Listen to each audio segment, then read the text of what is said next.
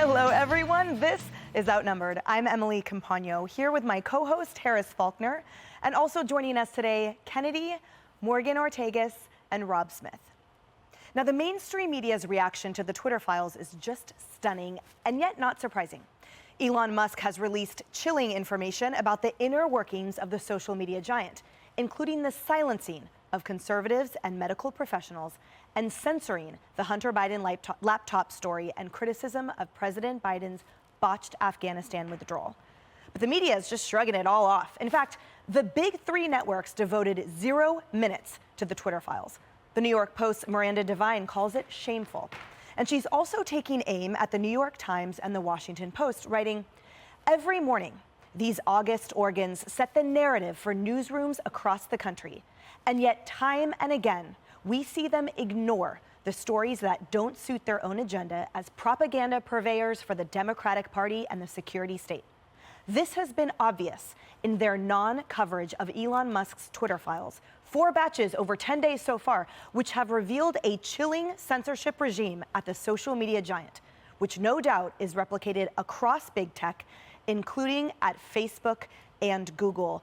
Rob, as she goes on to say, it's frankly a wartime tactic, which is death by silence. No, absolutely. This is absolutely a stunning sort of, I like to call it fake news by omission, right? So they're literally omitting things so that people don't know it. But I want to make the point right now that the mainstream media is not as powerful in 2022 as they were in, say, 2012. So myself, like I'm a trained journalist, but I also do content creation, right? And so I want to note the entire infrastructure of people who go to a lot of different media sources from people like they trust, like me, that they find online, Facebook, Instagram, Twitter, et cetera, et cetera. So I would like to say that even though it is absolutely shameful that these media organizations are ignoring this, I'm actually thankful that there is a bigger new media infrastructure out there. And the one last point that I want to make about this is that a lot of people criticize the Twitter files, saying that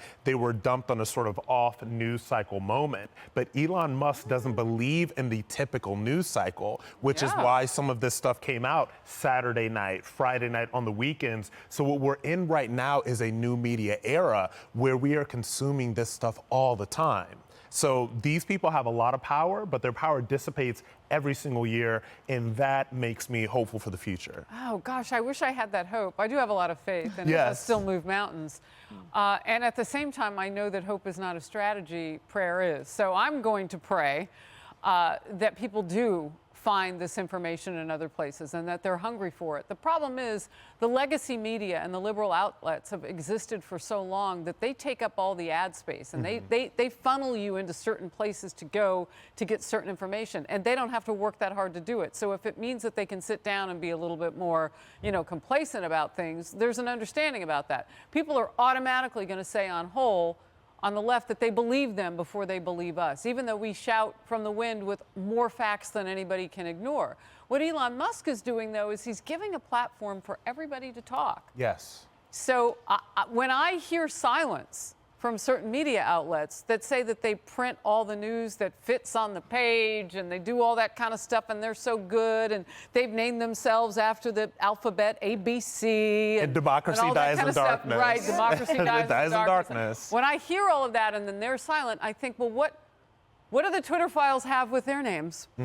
What's coming? And you mentioned some of the other, perhaps, complicity. I want to know if the blacklists and the search lists and some of those things were not sold to other media arms and platforms. And was Facebook doing something very similar, and they didn't even have to work hard to figure out who ought to be on that list because maybe they share these lists. That's not conspiratorial. That's based on the evidence that now we're reading it and we're seeing how damaging it can really be, and certain folk are silent. That's right. And Kennedy, I think, to Rob's original point, because I totally agree with everything you guys are saying, there's those in the left-wing media and the mainstream media who have that small stronghold, albeit eroding, but who continue in their silence and to disregard what's coming out. For example, a famed journalist replying with a yawn to this. But what is there to yawn about the complicity between security state and our government and those who are sort of traversing between big tech and those agencies continuing to suppress American voices, continuing to impact the elections, and now it somehow is just cause for disregard. Yeah, and you're talking about Ben Collins, you know, the misinformation czar, who replied with the yawn emoji. It's like, you better wake up, because you have federal government employees from the FBI, DHS, CIA working with a giant social media company, and they're funneling information and they're directing the narrative. You should wake up to that. That should not be boring,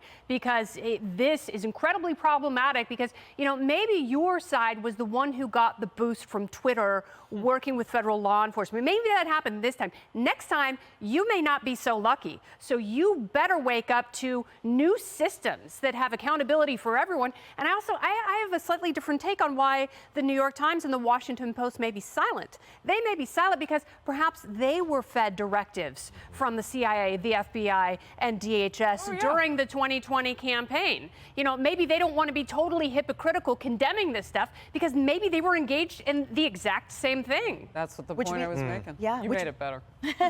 Which means there's liability potentially for them too. And to Kennedy's prior point before that, Morgan, I mean, Larry Elder, as he pointed out, Musk spent $44 billion to do what WAPO, the New York Times, and the ACLU used to do before they became public relations bureaus for the left, which is defend free speech. So now the pendulum has simply swung in their favor. What happens if it swings the other way to them? I love what you guys said, and I think a lot of this has to do with who has power and who has control. And so much of the left is used to having power and control over the media, what's proliferated. You mentioned this, Rob. It made me think of a couple stories. One, when I was State Department spokesperson in the last administration, we had legacy media seats on the plane. Those seats belong to the Secretary of State. I opened up 2 seats to start getting new voices, new people in. I brought Guy Benson on one of them. Katie Pavlich came on one. Adam Credo from the Free Beacon. I wanted to bring in new voices to cover foreign policy, because we only had legacy media institutions doing it. You would have thought that I touched the third rail. You did. I touched the third rail by opening up 2 seats.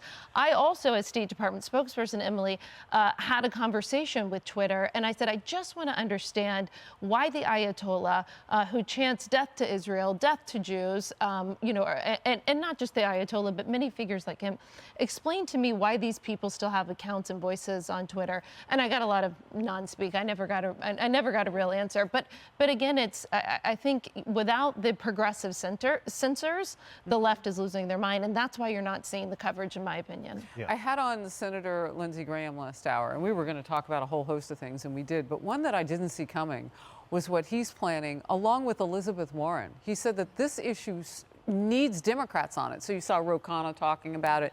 He said it's imperative that we attack this together and put in, according to Lindsey Graham, a regulatory commission for this, because of the tentacles that it has, both politics, free speech, to our children, so on and so forth. And I said, but you're a Republican. That sounds like more government. And he said, no, it's targeted government. They have Section 230 right now. They don't deserve it. Now, they've talked a lot. You and I have had this conversation many times. When are they going to take that away? So we'll see in January if Republicans and Democrats will have enough. He seems to think they do, power now and influence in the Senate, to take away the 230, Section 230, the protection, the ability for these companies not to be regulated. I tell you, if that happens, there could be some whistleblowers out there. And Rob, I love the idea of that. My one fear, however, is that the tentacles of donorship and lobbying and impact and influence go so far back with the Democratic Party. So I hope if it is as surgical as Senator Lindsey Graham opines and hopes, I'm all for it. But let's see who the largest donors were to, for example, Kamala Harris, which have been largely big tech. What about the greatest lobbyists of the administration under the Obama years, for example? Google, by dozens. So there's so much influence and impact that big tech has had on individual elected officials. And I worry about anyone who is in a decision-making seat that has influence in that way. I wanted to make one point, jumping off what you said, because that was brilliant work that you were doing to sort of open it up, right? And so there's something that Ron DeSantis is doing down in Florida, which I think that is interesting, is that he's being criticized for not talking to quote-unquote mainstream media platforms, and he's giving more of a voice to local outlets. And so he's being criticized by that. And I think that what you are doing, Morgan, what DeSantis is doing down there, is a model for what people in actual power can do to sort of elevate these new media voices and to take the power away from the mainstream media platform. Well, to DeSantis' credit, though, he is doing both. He went on The View, and I mean, what a bottom of the birdcage mess that was with those ladies. Like, I don't know what they were doing. I had a similar experience.